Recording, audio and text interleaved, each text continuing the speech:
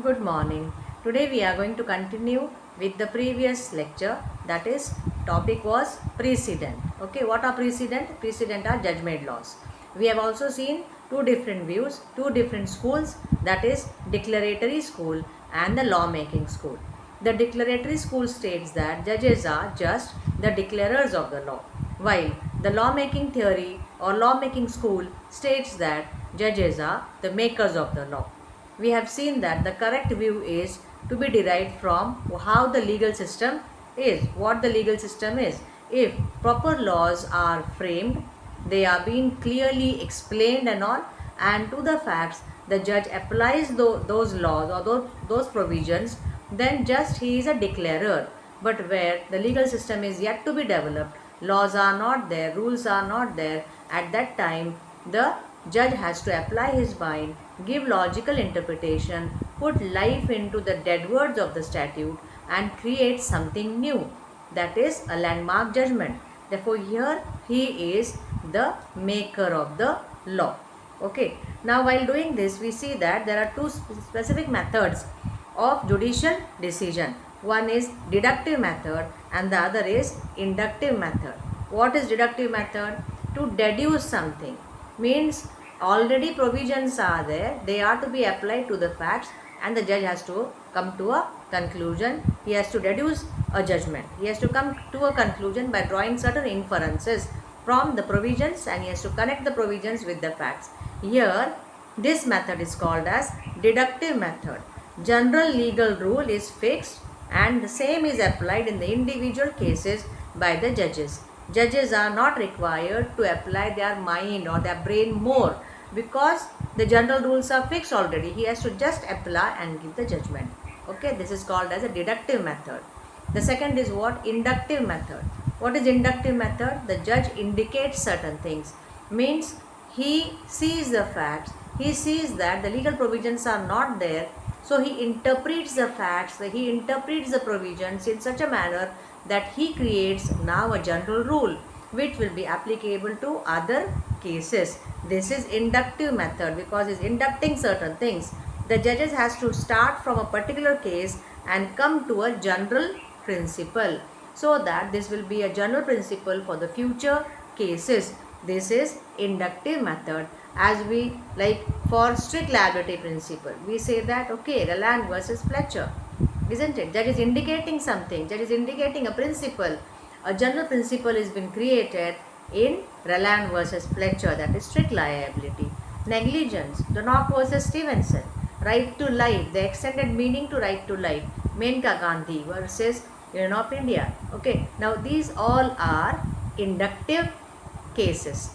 Means these cases are creating a new principle which will be applied in the future cases. Okay. Now, for creating precedent, what should be there? There must be hierarchy of courts and there must be law reports.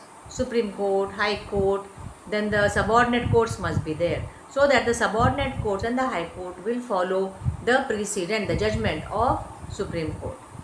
Got it? Or the High Court will make a precedent and that precedent, that judgment will be applied by the lower court, subordinate courts. They have to follow it.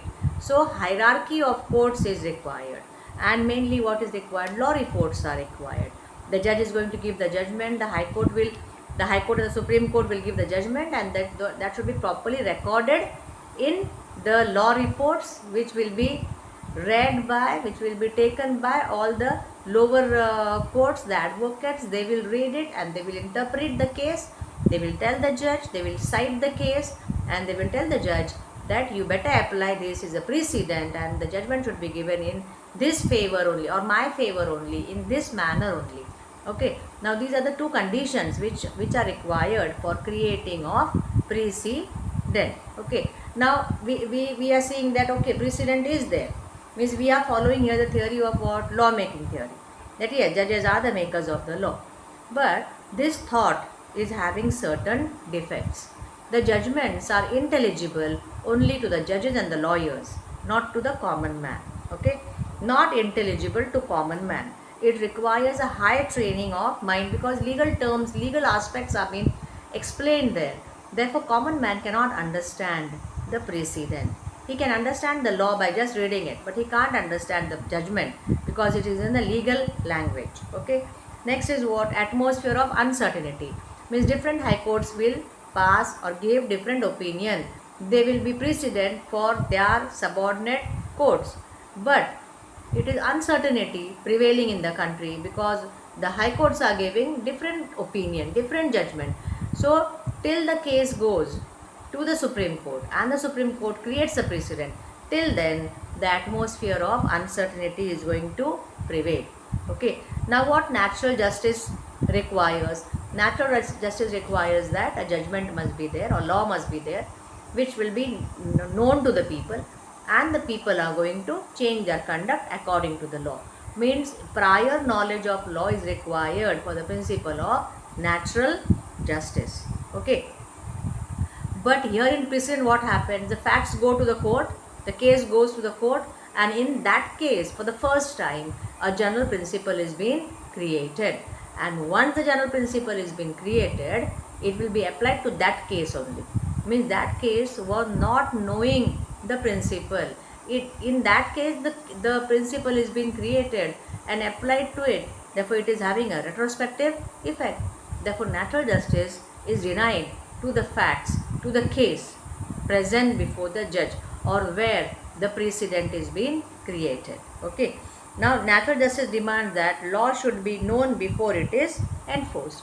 Judicial decision is only when decision is given that the law is laid down. Okay. When the act was actually done, the law was not there, had not been laid down.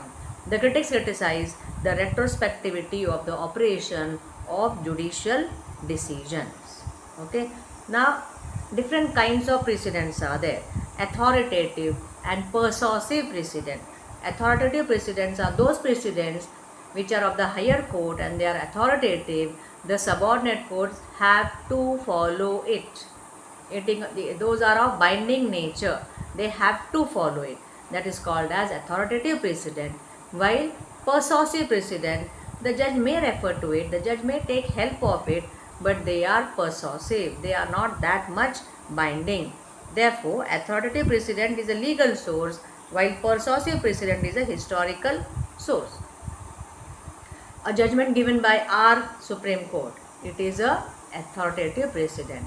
But a judgment given by the Supreme Court of America, that judgment is not a precedent for us. It is a persuasive, for the study's sake, for the research sake, the judge can refer to it. He may, that is an external aid, and the judge may take help of it. Okay, he is not bound by that. But by the judgment of our Supreme Court, the judges, the lower courts are bound by that concerned judgment. Therefore, authoritative precedent and persuasive precedent. Third is what? Absolute precedent and conditional precedent. Authoritative precedents are further divided into absolute precedent. That is, the lower courts have to follow it. They can't give any of the reasons. That is absolute authoritative precedent. While the other is what? Conditional precedent. Means here the judge can give certain conditions, the judge can give certain reasons, and he can say that this judgment I am not going to follow because these are the conditions. The facts of the case are different. The interpretation of the Supreme Court or the High Court will not apply here because of certain reasons. He can state the reasons. One of the reason is what? The facts are concerned different than the precedent. The precedent is based upon certain facts. Those facts are different and the case before me is different. Therefore, this precedent will not apply to me. This is foreign to me. He can say that. A conditional precedent can be disregarded either by descending or by overruling it. Okay. Now these are the four types. Now the fifth is what? Declaratory precedent and original precedent. Original precedent are those where the judge makes the general principles. It was for the first time that the principle was created. That is called as original precedent. Krishnananda Bharati's case, Menka Gandhi's case, these are original precedent. A general rule is being created in that. Minerva Mill's case, these cases are original precedent. While declaratory precedent are those where the judge is not applying his mind, he is just declaring, he is just giving the judgment. Dictatorial precedent is one which is merely the application of an already existing rule of law. Original precedent is one which creates and applies a new rule. Directive precedent, the rule is applied because it is already a law, while in original precedent, it is one which creates and applies a new rule. Okay, now these are the types of precedent. Now in a precedent, the whole judgment is not important for the future cases. The ratio decidendi, that is the principle in that case, is important. Therefore, in a judgment, there is ratio decidendi and obiter dicta. Okay, that we are going to see in the next video. Till then, bye bye. See you in the next video.